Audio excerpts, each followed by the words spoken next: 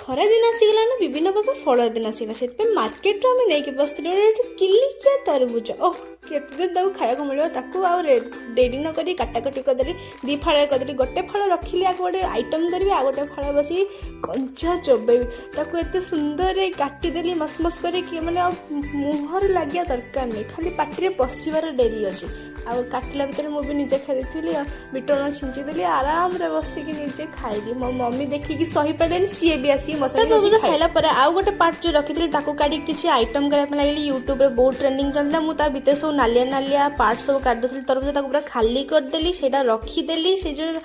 ତରଭୁଜ ନାଲିଆ ପାର୍ଟଟା ଜାର୍ରେ ପକେଇଦେଲି ତାକୁ ଭଲକି ମିକ୍ସ କରିଦେଲି ପୁରା ପିଓର ଜୁସ୍ ହେଲା ଟାଇପ୍ର ଜୁସି ହେଇସାରିଲା ପରେ ମୁଁ ତାକୁ ଭଲକି ସେଇଠିକି ହିଁ ଛାଣିଦେଲି ତାର ଅଦର ପାର୍ଟରେ ତା ଭିତରେ ବରଫ ଆଉ ଛୋଟ ଛୋଟ ପୋଦିନା ଗଛରୁ ଆଣି ତୋଳି ରଖିଦେଲି ମମିକୁ ସର୍ଭ କରିଦେଲି ମମି କହିଲେ ଏଇଟା କ'ଣ ମୁଁ କହିଲି ନୂଆ ଡିସ୍ ଟିକେ ଟ୍ରାଏ କରେ ମମି ଟ୍ରାଏ କଲା ପରେ ମୁଁ ବି